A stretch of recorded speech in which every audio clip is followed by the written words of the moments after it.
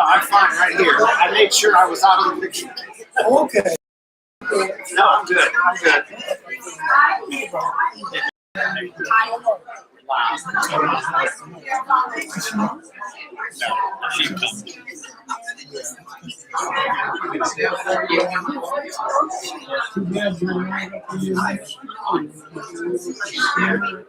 So I know she can go to this.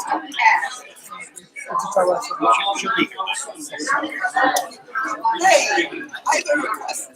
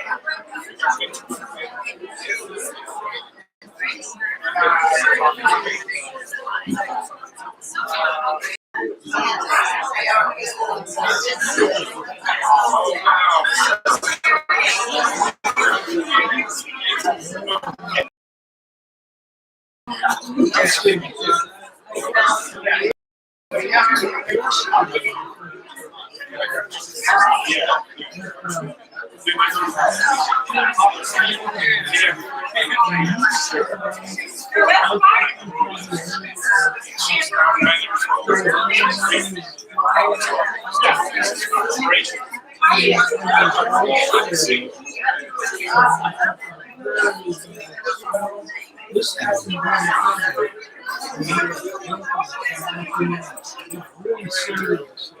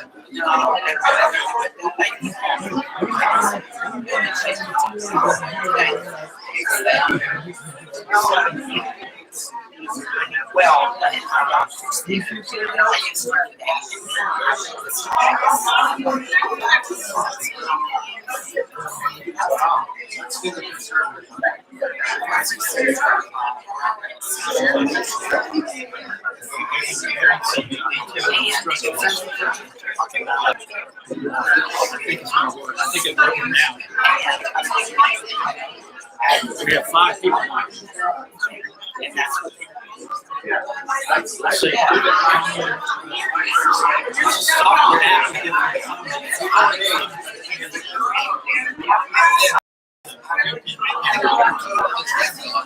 Yeah, we're going to do it as soon as we play.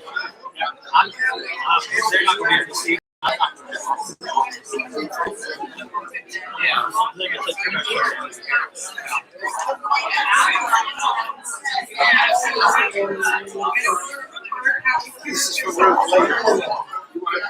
Okay, everybody. Oh. I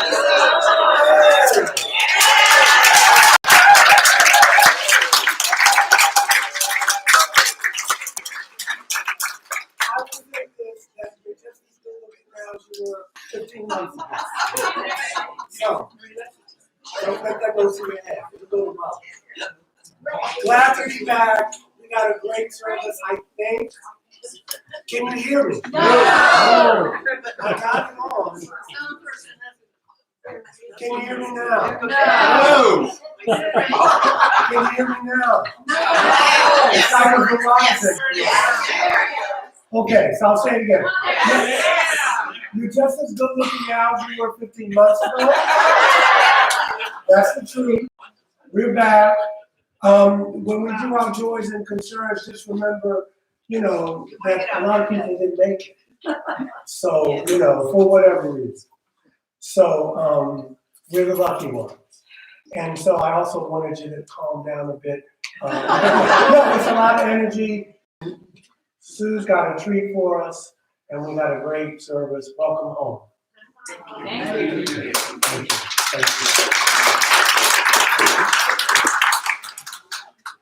Am I on? No?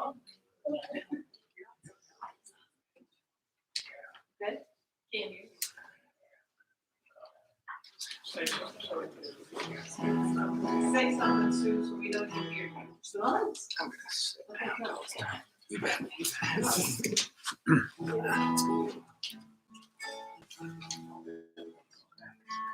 Sunshine makes me happy.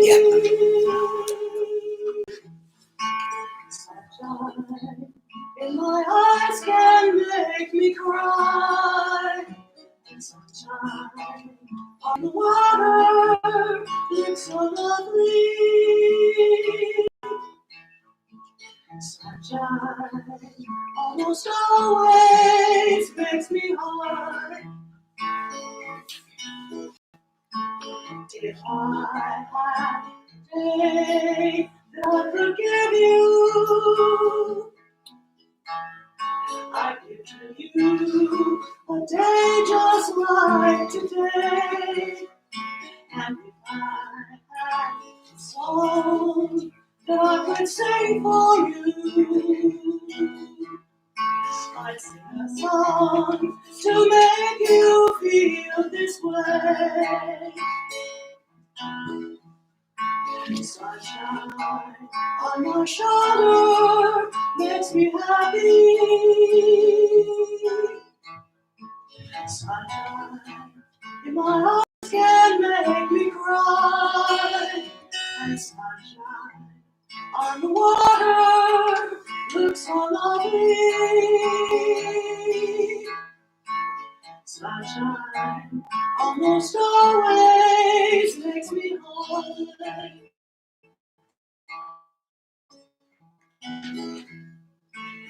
If I had a tale I could tell you, I'd tell a tale sure to make you smile.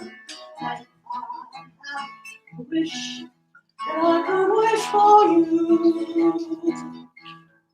I'd make a wish for sunshine all the more.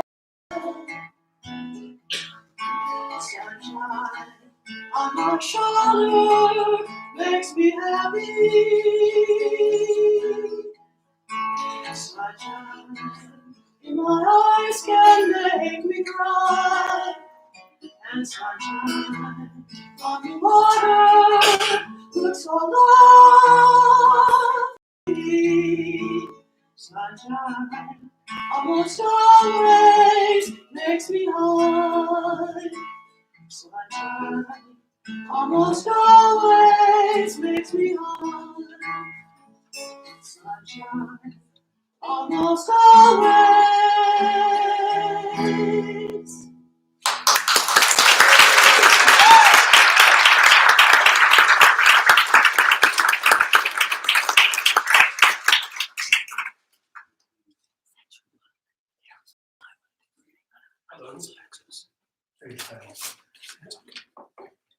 Maybe a little more volume.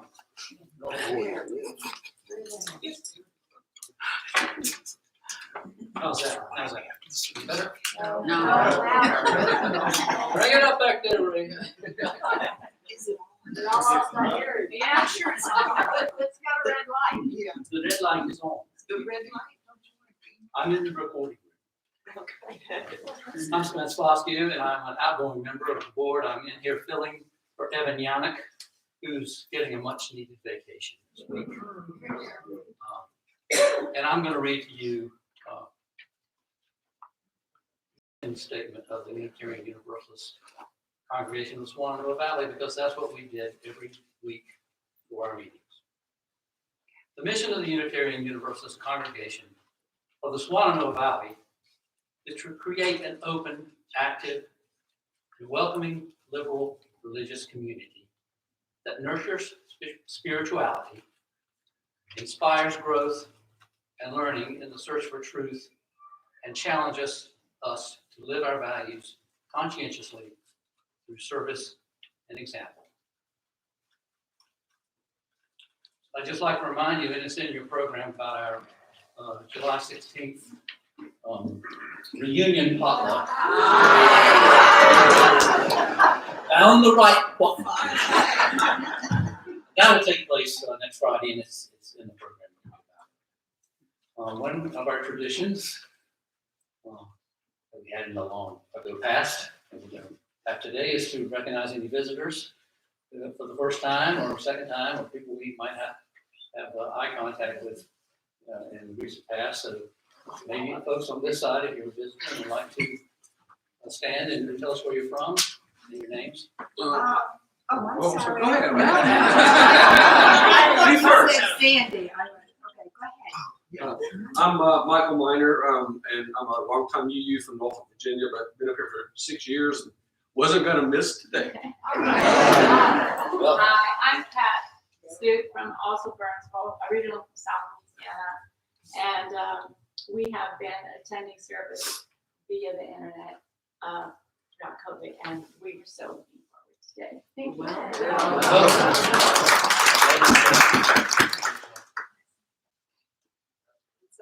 anyone else over here?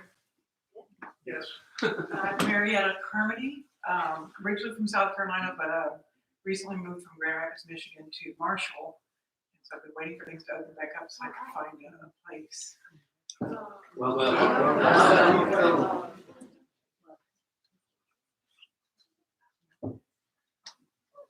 We're a duo.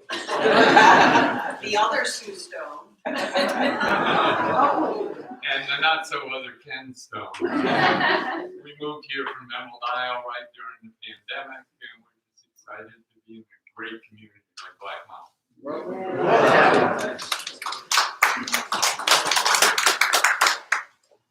We're a duo. Happy and Davis Folsom, and we're longtime UUs. South Carolina, we belong to that fellowship there, and we recently purchased a place here. And so we've been following you on the internet virtually, and we're here for a while. So happy to meet you.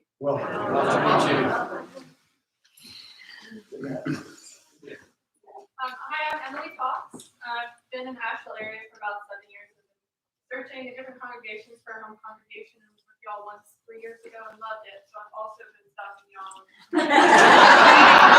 Back up, so I'm happy to be here. Welcome back.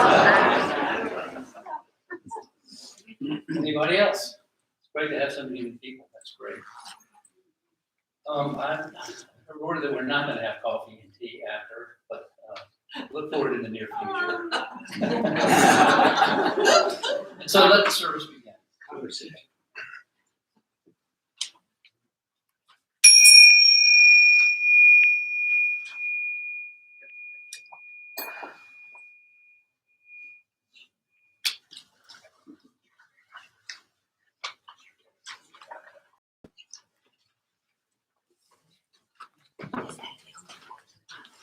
Welcome. We paused this morning from the chaos of the world, past and present, to gather, to reconnect, and most of all, to claim the beauty that is within these walls.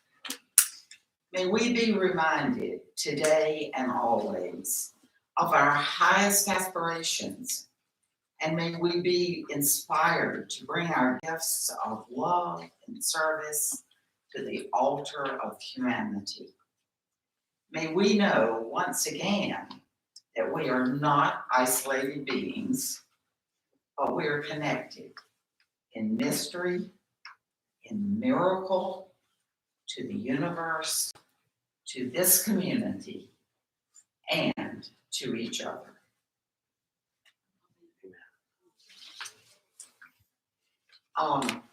We'll do a hymn, number 12, A Life That Maketh All Things New. Please stand as you are willing and able.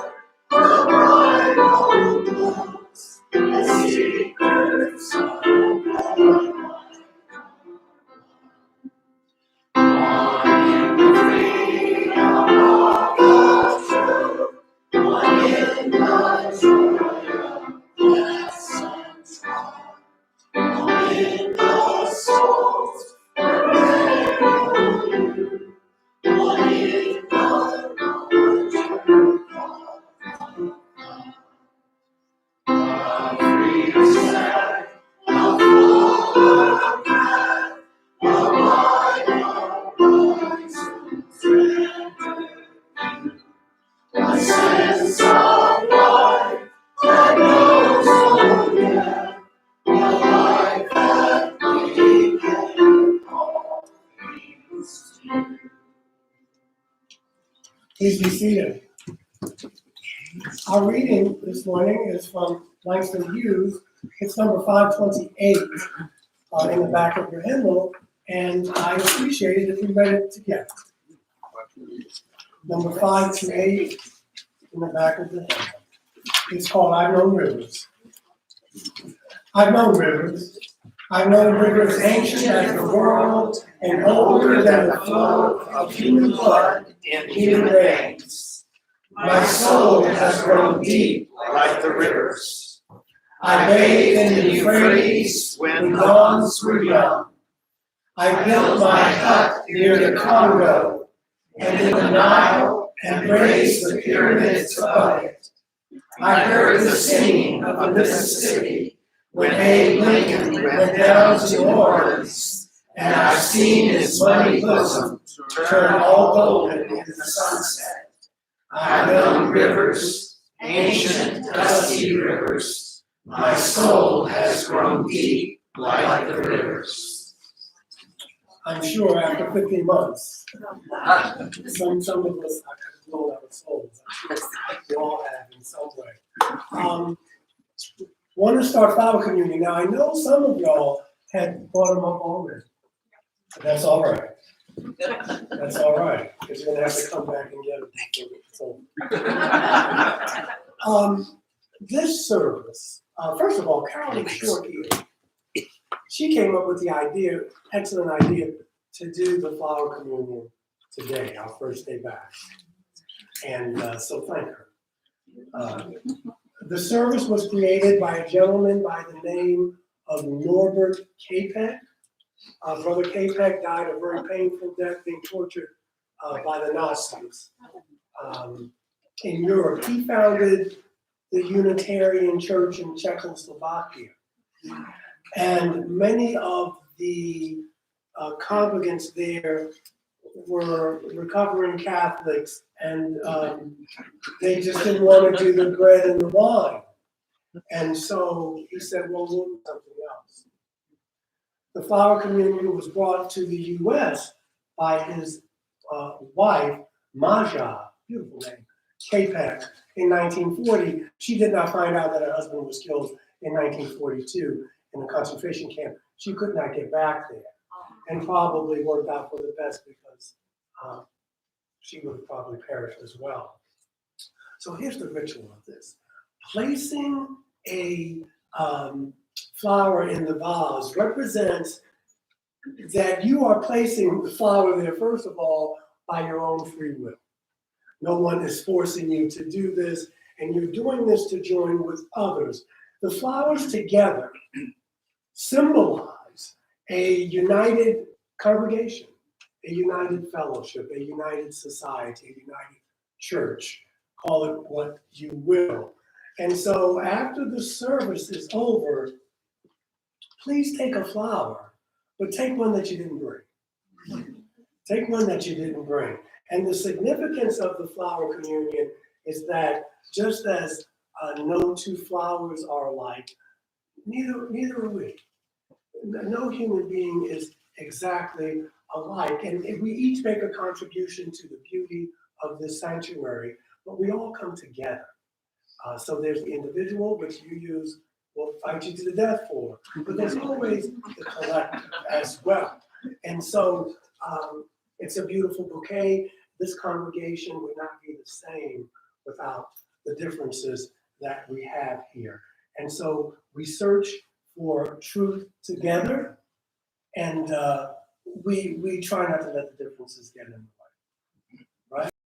Okay, so for those of you who have a flower, if you do, please come up and put one in the vase and briefly tell us where you got it. If you stole it from your neighbor's yard, we don't know. But we just want you to come up and say something. It's good to see you. So come on up, y'all.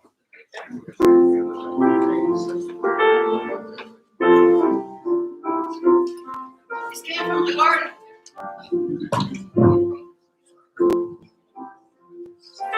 This came from my friend Jim.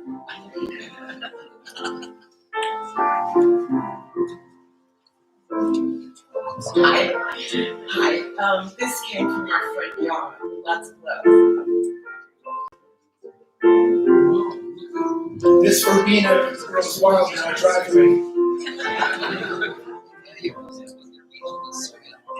My wife is the master gardener in our home, and this is from her.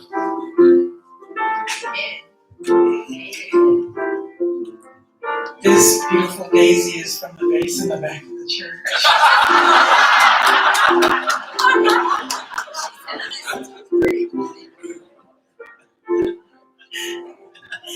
These zinnias are from the flower pot.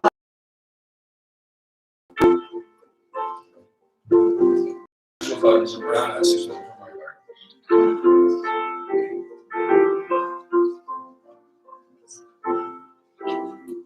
This beautiful array is from our garden.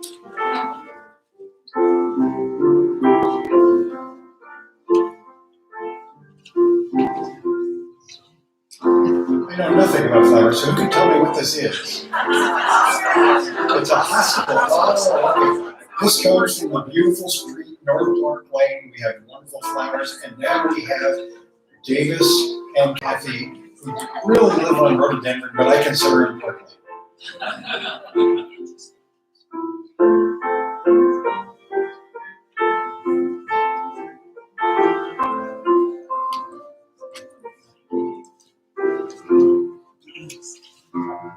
This is a fern, actually from the yard. But they have, I forgot, when you get old, you can do that. It represents evergreen. Evergreen.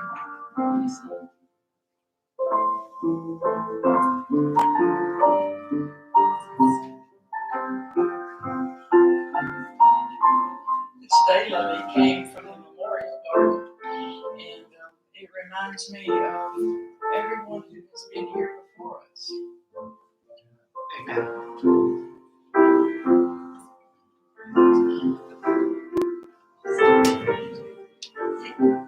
These flowers come from my lovely home that my husband built for me.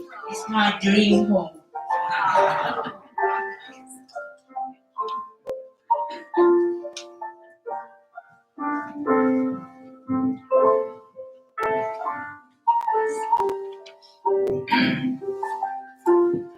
I had a petunia, but I forgot and left it in the car. My friend Herb gave me these flowers.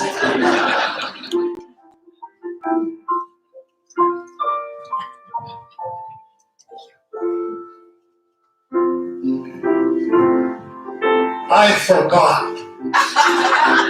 This is not a forget-me-not. But thanks to fellow parishioners who shared their bounty. It's a sign of the fellowship that we have here. Thank you.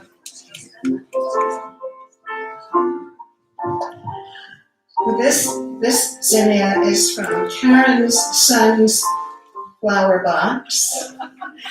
And I'm very pleased to have it because I remember when Kim first came, the first day. I remember you. Glad to have you here.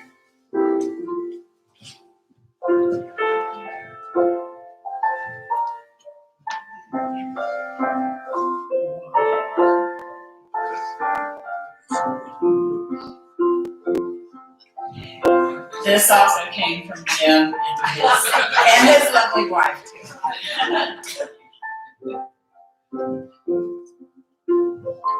This came from my driveway, or not my driveway.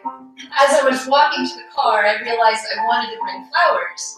When I got here, I realized there was a good reason I brought flowers.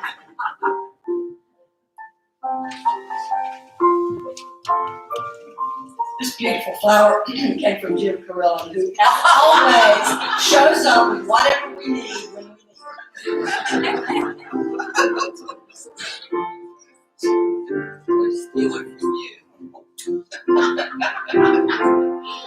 This is the first bloom of the daisies that I got from Ruth's yard. Now they're in my yard.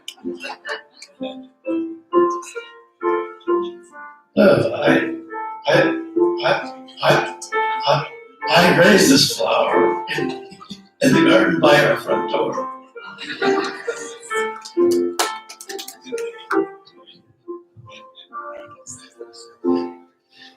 These flowers are from one of my wife Carol's sacred gardens.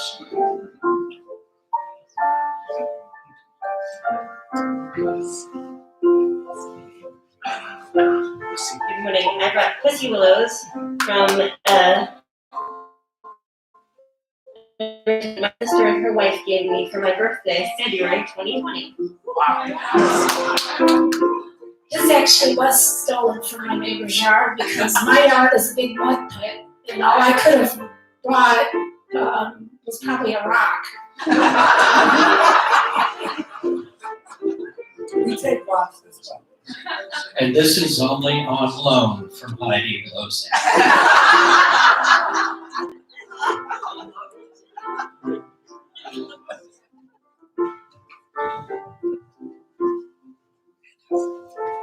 These lovely zinnias are courtesy of Alice Wells, who gave them to me on the way in because I confessed I did not have a flower.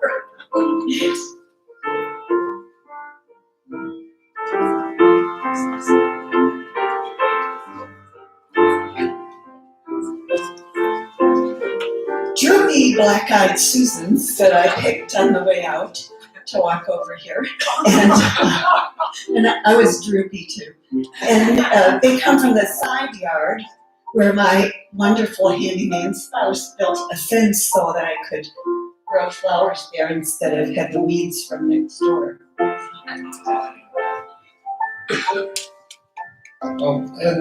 This is my wonderful wife gave me this flower this morning that she grew.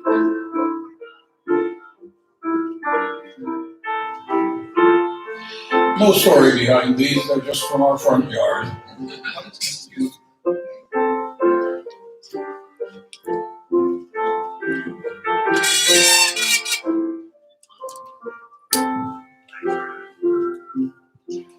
My wife picked this morning from our front yard.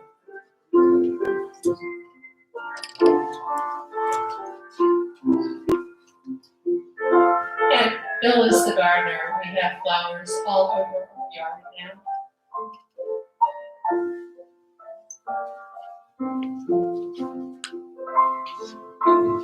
I didn't read the fine print, but my seated neighbors were kind enough to share us in it.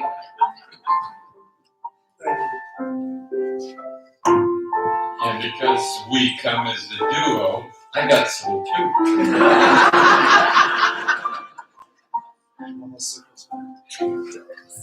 And this is from the window outside of my apartment.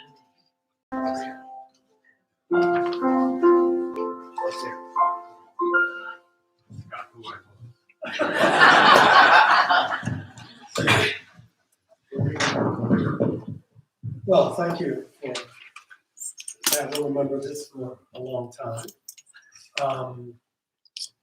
Wow, we're back here again. Isn't it wonderful? Good to see new faces and old faces that I haven't seen in a while. I want to take the time now to invite you to come and share a joy, a concern, a sorrow. And I'm going to ask you, like I usually do, and you'll ignore me as we go on, to be as brief as you can, because we got a lot of folks here, and always wrestling to get out on time, and not get out on time. So, one time, that'd be great. I'm Linda Metzner, and I didn't speak for my 2 daisies in there, which came from my grandparents' Catskill farm, where last week I scattered the ashes of my beloved aunt, Tunda Elsie. So I had a wonderful trip. Thank you.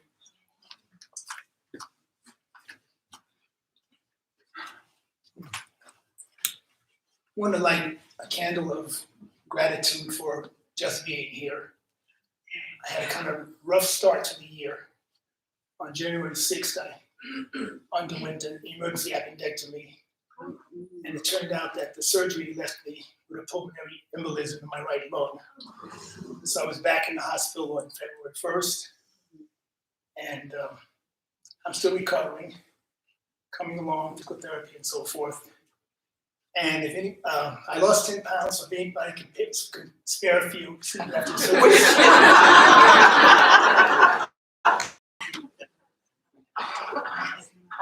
I have a joy and a concern this morning regarding my father. Some of you know that he was with me from October to March, staying here in Asheville and getting treatment for bladder cancer. And then I sent him home April 1st or thereabouts. And on July 2nd, he had a friend bring him to the emergency room down in Orlando. Turns out he needs a new aortic valve. So they put in some stents this week and sent him home yesterday. He's recovering for a couple weeks, but then he'll be undergoing valve surgery. So if any of you do prayers or well wishes and all of those things, we're hoping that one, he's a candidate for surgery, and two, that goes well. Thank you. Hi, my name is Larry Perlman, and I'd like to light a candle for joy and also one for sorrow. The sorrow is my dear friend John Amy passed away this week at 89. He is one of my great spiritual mentors. My joy is in his life, which was lived so well and is ongoing in my heart and my mind. And I also have this from Marty, who can be here. To paraphrase the old joke, I have good news and I have bad news. I'm not trying to upstage Michael. I have a joy and a sorrow. My sorrow is that I can't be here to celebrate the reopening of UU-CSB. I would have loved to be here and to feel and see all the happy folks holding their flowers. And while I truly enjoyed the Zoom services and coffee hour, they were wonderful and helped us all get through the most challenging 15 or so months. It sure is sweet that y'all are back together again. My joy is the reason I am unable to attend. Right about now, I should be stepping off the Acela Express high-speed train at Penn Station in New York City. My son Jake and I are taking granddaughter Zora, and a friend to New York to celebrate Zora's 18th birthday on Tuesday and her graduation from high school via Durham Technical Community College. We will be sightseeing and visiting museums such as the Met, the Neue Gallery, and the Whitney, walking the High Line, seeing my daughter Rebecca's new Harlem apartment, and attending a Yankee Red Sox game. Go Sox! Zora will be heading off this fall to Virginia Commonwealth University, where she received a full tuition merit scholarship to study art and biology. That's an odd combination, but that's okay. I'm really proud of her. Enjoy the service and the picnic. See you next week.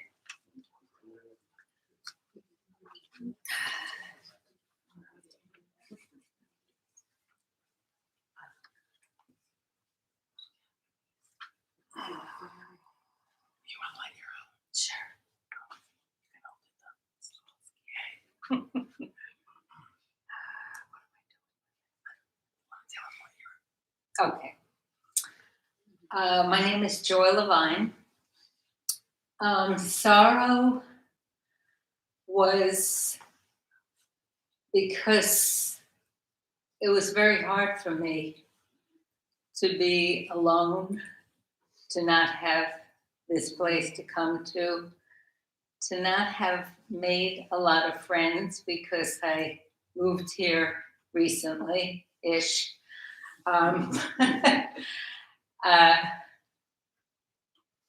So just emotional up and downs. My main joy is somebody about this size, and his name is Oliver. He's a grandson, and he lives only 15 minutes away from me.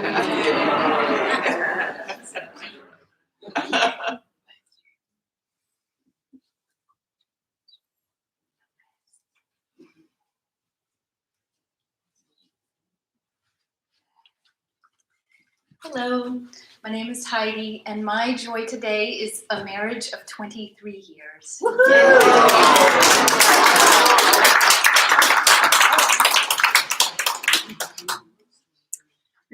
Hi, I'm Jackie Franklin. I just want to say a quick, big, heartfelt thank you to Larry, Jim, all the people on the care committee who were there for me when I fractured my shoulder, and then 3 weeks later I had to go back in the hospital with blood clots.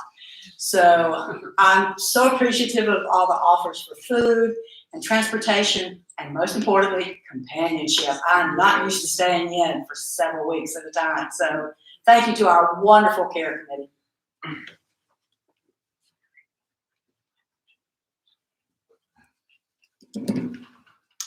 Hi, everybody. How you doing? I'm so good to see you all. My joy today is that my beloved husband Al and I are about to celebrate our 50th wedding anniversary.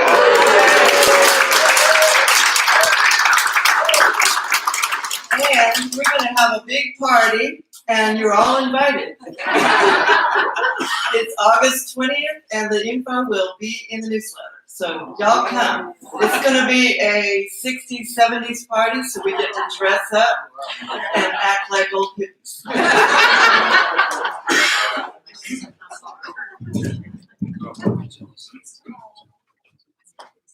Thank you. Good day and good life. So my name is Ellen Kirshner. I don't know all of you and haven't seen some of you except on Zoom, which I was very grateful for. I have a concern. It's about my best friend in Charlotte, who is now meeting cancer and has several months of treatment and so forth. Her name is Corey Ray. And if you would include her in your prayers, I really would appreciate it. She's a big nature person. And so maybe include that in your prayers. My biggest joy right now is to be here today on my own 2 feet after having an accident a few months ago. got a ways to go, but I've come through a lot, and I've been surrounded either in person or in some modality by a number of people, and I'm very grateful, really, really grateful to be able to be walking again and to be able to get out in nature and just to be here today. That was one of my goals. So thank you all. Welcome back. And I will echo what Ellen said. I have a friend, Carol, in Winston-Salem, who has just been potentially diagnosed with peroneal nerve illness, which is like sciatica, but much worse on her leg. And so she is an avid dog walker and runner, and is facing a possible difficult diagnosis. So just thoughts for her.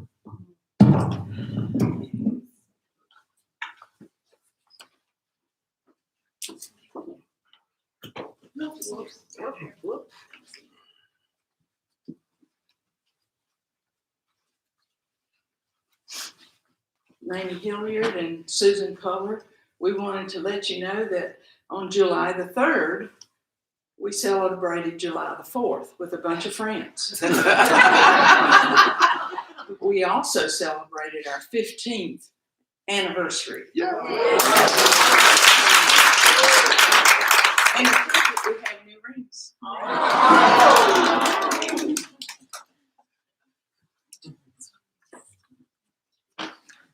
Well, as many of you already know, we have a new joy in our life. His name is Lucas. And although he was 7 weeks premature, he's our new foster son, which we are thrilled to have. So Lucas brings you good tidings. Because he came so early, he can't be here today, or really for the next month. But come August, you'll all get to meet Lucas.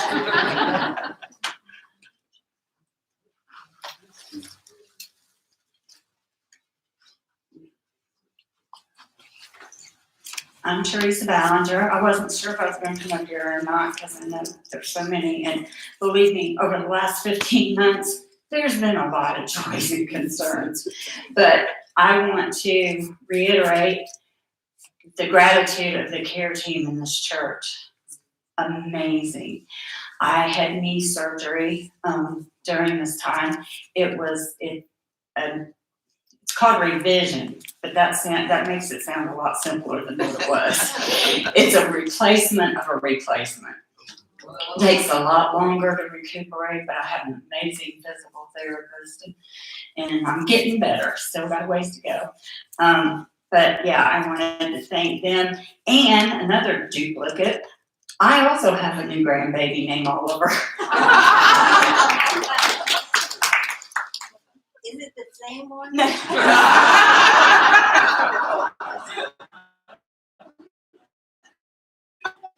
My name is Lee, and my concern is asking for your prayers, your good thoughts for my brother-in-law, who has been finally diagnosed after 5 years of struggle to discern what was happening with a rare degenerative brain disease that will take his life. My absolute joy and gratitude is for the reconciliation with my sister and my brother in the wake of the passing of both of my parents. Thank you. My shy husband didn't get up here to tell that next Saturday is our 50th anniversary.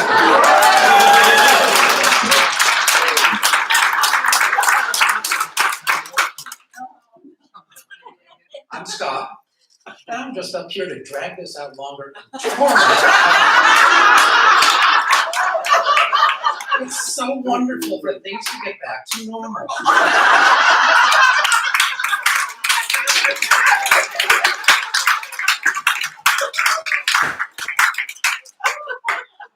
We're back. I want to thank Scott for keeping us going. And I also want to thank, my God, it's so many people. Well, we came in today and you noticed that the paint job and things were just clean and just right. And it takes all of us to keep this going. There's a lot of volunteers. There's Heidi, there's Deb and Rochelle, and I just can't, can you stand up? Can you stand up? Everybody, thank you. Just so people can please stand up.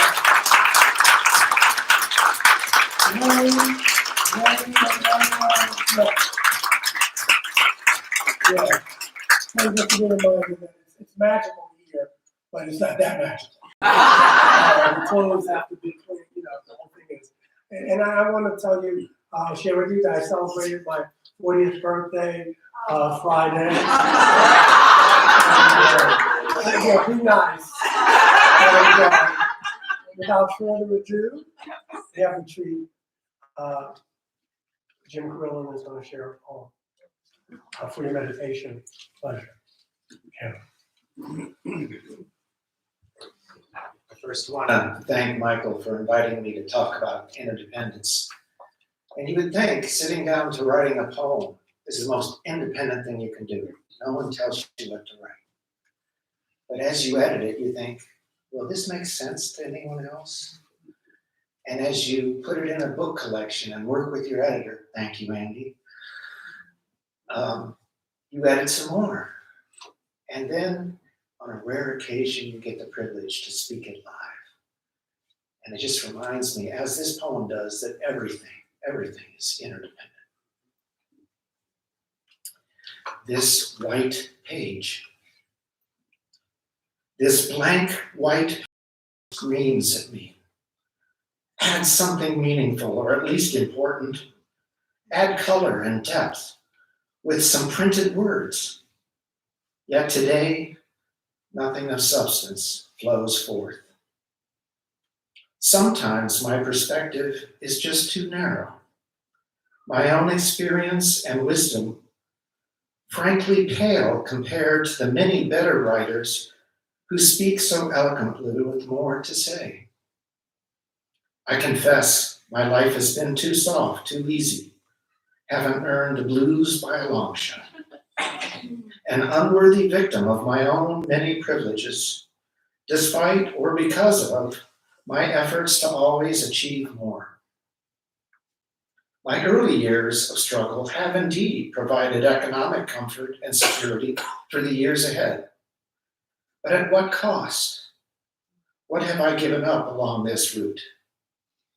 More importantly, who else has paid this price for me? My altruistic efforts now, all my social justice volunteering can't possibly repay those untold costs along the way, no matter how hard I might try, and yet, what else can I do but begin to make amends? Well, how about I ask what your concerns are? Listen more deeply. Show I genuinely care. Build a broader caring community. Appreciate the beauty of you and others that you all bring to this world. Be open to your wisdom and the strengths of others. In short, let you influence me, change me to be your partner along this journey we both share. Be the follower of your leadership and your designs, and truly serve what is best for you and all the others. Then maybe I'll have something to share on this white page.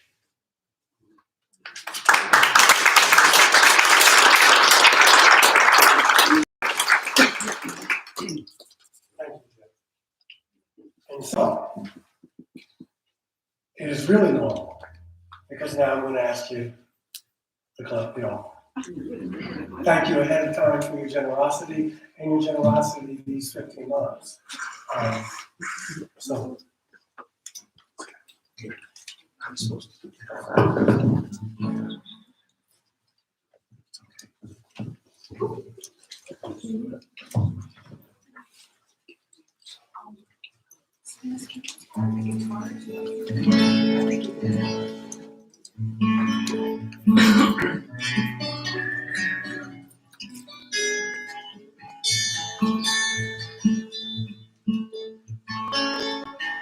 Driving along through the snow, not such a long way to go. I saw you there by your car, looking for a ride. I gripped the steering wheel tight as I hurried right by. It's not wise to give rides to people you don't know. We might have been friends, you and me, but I learned my lessons too well to see. And I can't forget that you smiled, and I think it was mostly for me that I cried.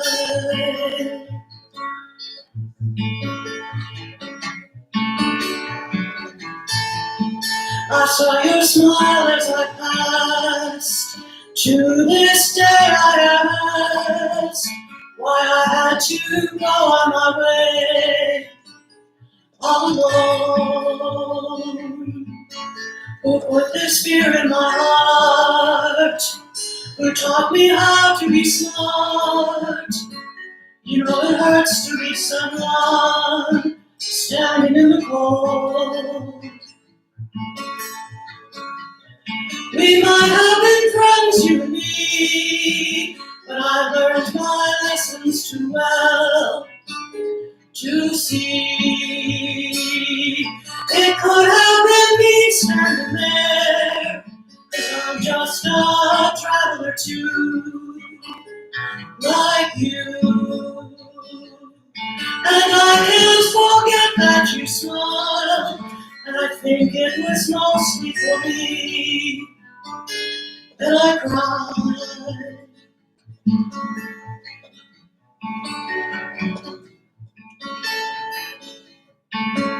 We're all just travelers here.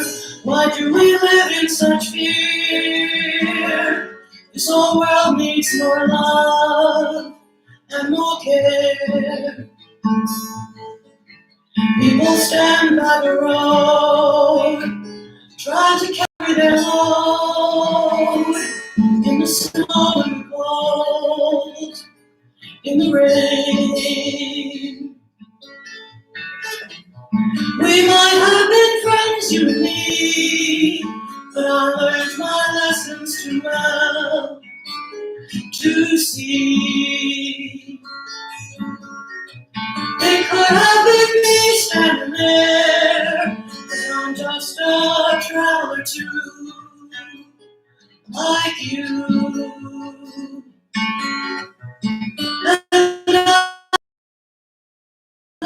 And I think it was the one that I cried.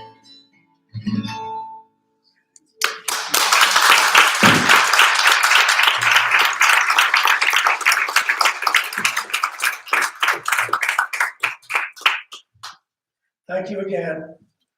Remember the words of William James, the greatest use of life is to spend it on something that will outlast it. I have some groaners for you. Which he's back into normal. If you really hate them, I would tell you, send them to me. But if you like them, of course, they're mine. Actually, these are from Roberta Madden. I'm not getting a good feeling. My friend Jack claims that he can communicate with vegetables. Jack and the beans talk. You're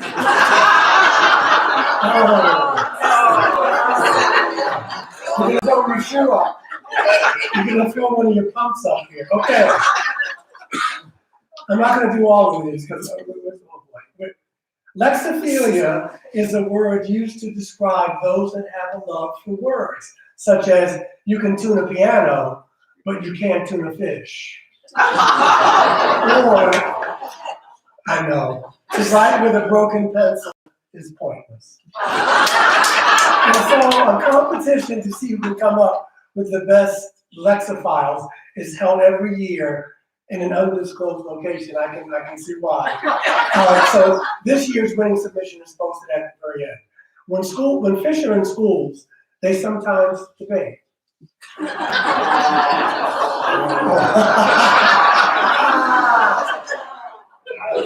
A thief who stole a calendar got 12 months. You know what? This is the last one for this week. When the smog lifts in Los Angeles, UCLA. Okay, all right. We're mad, ladies and gentlemen.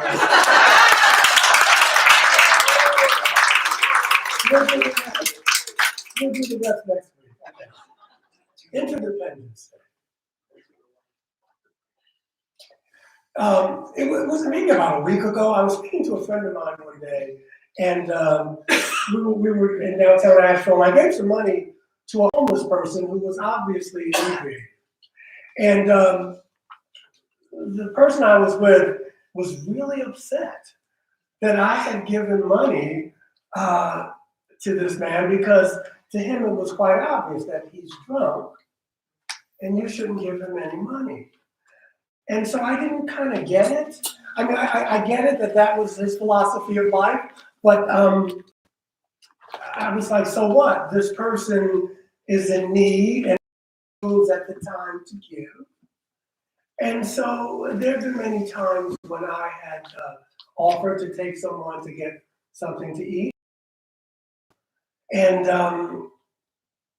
I have a roof over my head, and I had the means, and there's sometimes I like to have a beverage as well. And I have my needs met. And so we had this little kind of tete-a-tete, if you will. And nothing was resolved. It had to be. It's my money, I can do what I want with it. And they can do with theirs what they want to do.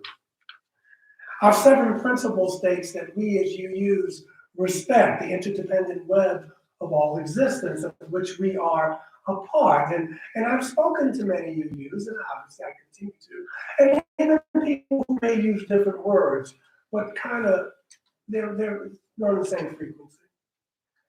And it seems that at times we just pay lip service to this principle, because what we want to say is that we're all connected, and when things are going well and people are behaving the way I think they should. Yet the interdependent web is in existence at all times. At least last I checked, even when things are not so good, or at least appear to be as good as we would prefer them. And I just think of a sports analogy, football, for example. You know, people celebrate in the end zone, and whether you like it or not, and the teams, they carry on and they celebrate each other. But when there's a penalty, they all have to go back to the huddle together. The entire team suffers because the team is what? The team is interdependent. And they rise and fall together, whether they want to or not. And I'm just thinking, in what's coming up or coming down the pike, we as an intelligent species need to be mindful of that as we go along the journey. In '67, you've heard this before, so I'll just paraphrase it. Dr. King gave a speech in which he was quoted as saying that it really boils down to this: all life is interrelated. Thank you for reminding us. We are all caught up in an inescapable network of mutuality, tied in a single garment of destiny. That's a lot of words. But whatever effect one's directly affects us all indirectly. And we must remember, I must remember that. I'm not saying no. Usually when I talk to you, I'm talking to myself as well. We are made to live together because of this interrelated structure of reality, so it's not personal. This is just the way the universe or the multiverse works. Now, maybe somewhere else it may work a different way, but on planet Earth, this is how it works. Did you ever stop to think about, this is King talking, that when you leave your house in the morning, you're dependent on half the world. You get up in the morning, you go to the bathroom, you reach for a sponge. That's given to you by a Pacific Islander. You reach for a bar of soap and that's given to you from a person from France. You get into the kitchen and drink your cup of coffee and that's from someone in South America. Maybe you want tea, maybe that comes from China. Or maybe you want cocoa for breakfast and that's poured into your cup by a West African. And you reach over for your toast and maybe that comes from an English-speaking farmer. And so before you leave your house in the morning, you're depending on the planet. This is the way the universe is structured. This is reality. No work, no eat or drink is what we are going through. Is what my friend was saying. When I bought his meal, he didn't seem to mind. So mine. And when we do that for each other on birthdays, but he didn't say, "Oh, come on." The story demonstrates the simplistic, wishful thinking about human beings and our views of interdependence. Allegedly, everyone works, and everyone shares the fruits of the labor, and everyone participates and everyone benefits. And our society is pretty clear about defining work and participation and reward. We're seeing it now with, come on, man. We don't need any more money. You gotta go get a job. You don't need any more stimulus checks. And I don't understand. Our economy is based on no work, no eat, but there are exceptions. If you can't work because there are not enough jobs, or you have no skills or training, or you are too elderly or too young, or you are too differently abled, or have children to care for, then those who have more than enough,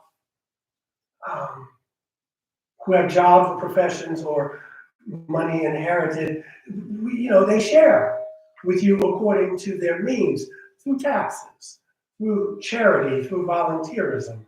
We don't want to say socialism.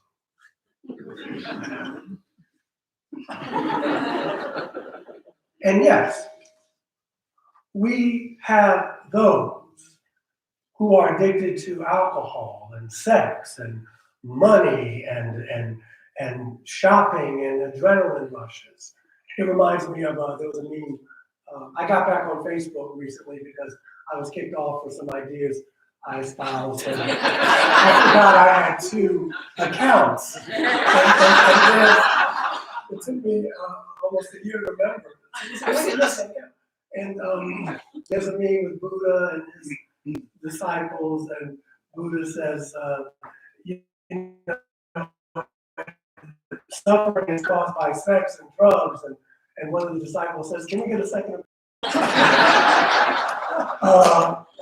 But anyway, if this system or way of thinking worked perfectly, the wealthier individuals got, the wealthier we all got collectively. But we know that's not the case. We know that's a myth, and we've been fed a lot of myths. We are told that the gap between, right now, the have and the have-nots, it's a desert and a sea between each other, between our brothers and sisters. The middle, which leads to feelings of not being connected, or no feelings of interdependence, and there's a greater feeling of resentment, guilt, and despair. No work, no eat, cry the politicians. And God help you if you are an addict or homeless. Meanwhile, their constituents, in increasing numbers, are joining the ranks, facing the unthinkable possibility of economic downsizing and financial insecurity. And in their fear, anger, and resentment, they scapegoat the indigent and the disinherited. So it's the logic of absurdity. The new politics, well, it's actually not that new. It's Machiavellian, but it's the politics of scarcity. There's not enough. We just don't have enough. Except when we want to fight a war, no one says, where's that money coming from? Where's it coming from? We come up with the money. So there's simply not enough to go around. So I can't share with you. I just don't have it. I want to, but I just don't have it. You have no jobs or skills or training. You're too young, you're too sick, you're transgender, you're differently able. Too bad. You're black, you're white, no work, no eat. No work, no eat. So what's going on here? There's economic injustice, grave injustice, but come on. That's nothing new. That's nothing new. Of course, there are too many poor people. In Matthew 26, Jesus says to the folk, he says, the poor will be with you always. Always. But he didn't say give up on them. He didn't say don't help them. He just said that this is part of life. This is part of reality. Of course, there are greedy corporations and a lack of corporate responsibility. But is that really anything new? Of course, our public assistance and welfare systems don't work well. But is that really new? I mean, what's new is this scarcity mentality that we bought into, the growing belief that there's just not enough to go around. It's not enough sex to go around. It's not enough love to go around. It's not enough of food to go around. It's not enough money to go around. It's not enough power to go around either. I can't be sharing power with you. That's definitely off the table. So what can we do? As usual, we can begin with ourselves. At times I feel, that we are doing more, and I say I feel about me, that I'm doing more than my share, depending on what the context is, and other people are doing less. That's human. We sometimes feel used or martyred or resentful and envious, and we sometimes feel isolated and alone and disconnected. For those of you extroverts, hard 15 months. Hard 15 months. We share no common goal, or it feels that way, where no one seems to share our goal. And this is an important point. The truth is that those who share a common goal and a common vision do not compete with one another. We're not indifferent to one another. Life is like that at times. Those who share the same vision will share the same goals, and the process will work together to make whatever vision is a reality. And there are those who can't or won't for a variety of reasons. They can't share. They don't have the same level of commitment. But people enjoy things when they can work to their strengths. This is all vague. Let me give you another example. This is abstract. It wasn't abstract when I wrote it. Okay, it was my birthday, so please, you have to. Well, we want to be of use. And as we face the challenge of how we can work to build a better world, okay, I'm going to skip this. I'm going to give you an example. We, as a congregation, have adopted the 8th principle around racial justice. It's on paper now. It's not just implied, it's on paper. Okay, like Dr. King said the night before he was shot, we just want you to be true to what you said on paper. It takes a huge amount of effort to do this. We as UCSB said, we want to grow a diverse, welcoming UU congregation, right? That's what we say. And each of us has our own of commitment, list of priorities, needs and expectations. Some of you have been very candid. I get it. You didn't want to vote for it. You didn't vote for it. You didn't like the way it was worded. Whatever. Doesn't make you bad people. We just agree to disagree. But unless this goal is a high priority, at least on some people's lists here, Not all, because she didn't like the way it was written. We can't attain it. It will never happen. Unless some of us are willing to do much more than our share, it won't happen. Unless the most committed people reach out to invite and inform and empower others to grow in commitment and leadership, and we do our best to cooperate and support one another, this congregation will not be all that it can be. And that's not a bad thing. It's not the most we can have out of life. This is how life is on every level, like it or not. It takes, to create something, it takes a major effort. And no one of us can take on the goal alone. You can't do it alone, nor should you. But if you hear me or anybody else in here say, not I, or freak, I don't care, I'm gonna do it by myself. If you hear anybody here say that, then the gig is up. I'll just do it myself. You can't. You can't.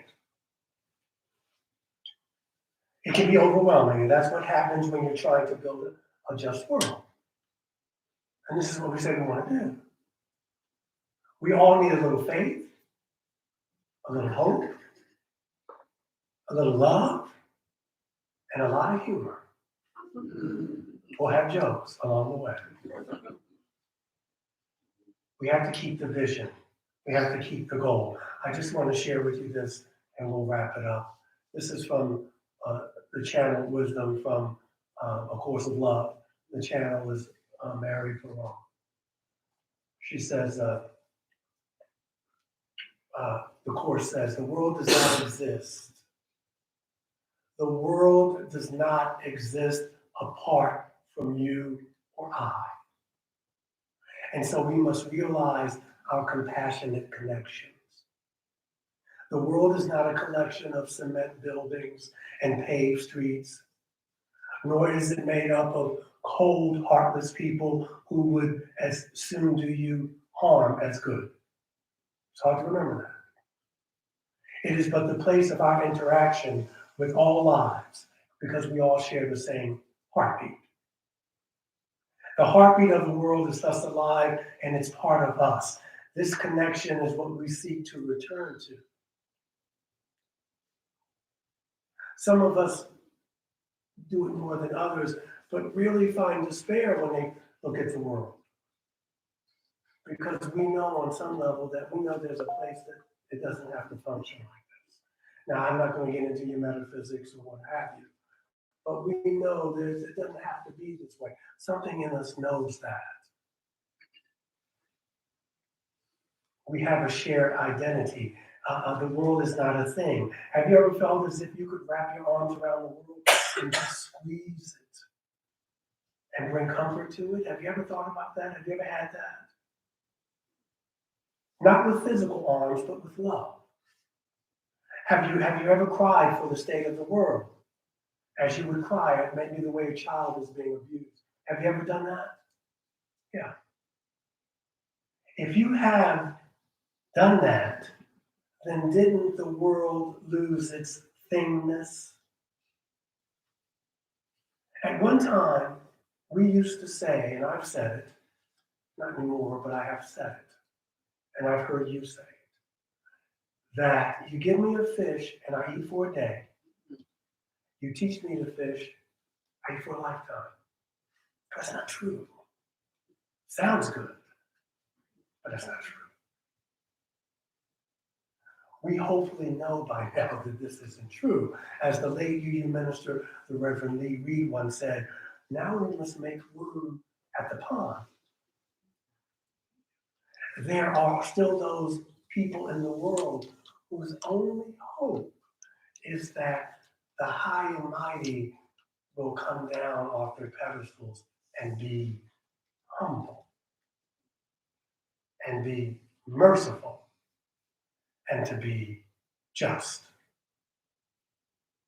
So we have to get around the pond now. Dr. King says it best, as he often did,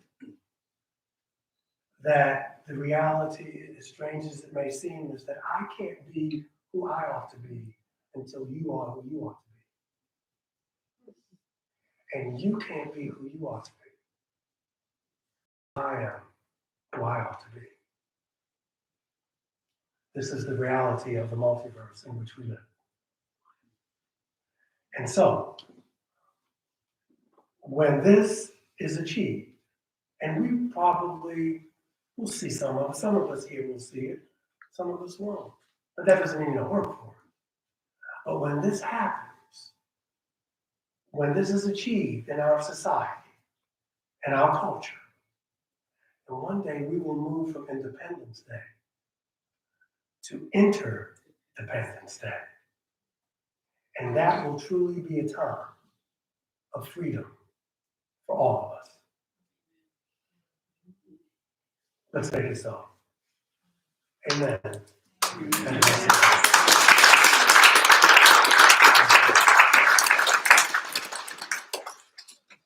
We got a lot of people. Brother Tim is going to do the closing. Come on. Yeah, I know, but I just want to let them know he's coming. Tim, were you here? Come on down. Closing hymn. 1, 2, 3. The Spirit of Life. Please stand as you're willing and able. And after that, Reverend Perry will send us out with some words.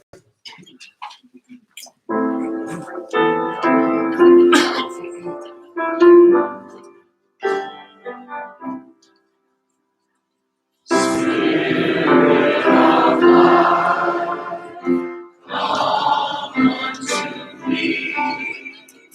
Sing in my heart all the stirrings of compassion.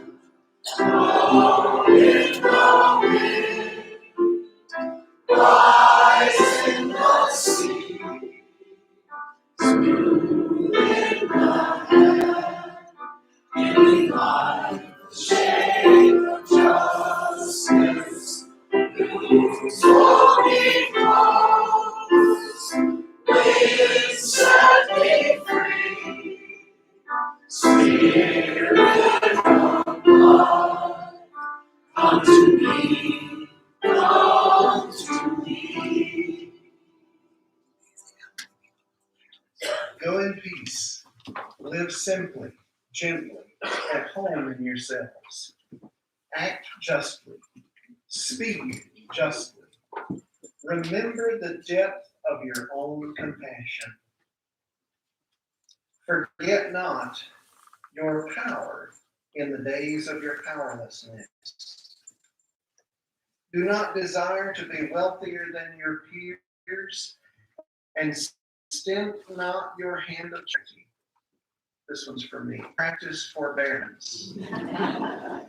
Speak the truth or speak not. Take care of yourselves as bodies, for you are a good gift. Crave peace for all people in the world, beginning with yourselves. And go as you go with the dream of peace alive. Have a wonderful afternoon. Thank everybody who participated in the service. And thank you for being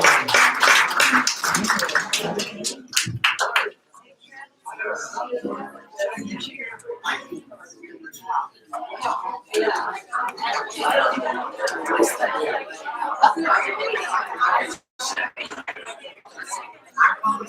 Great reaction.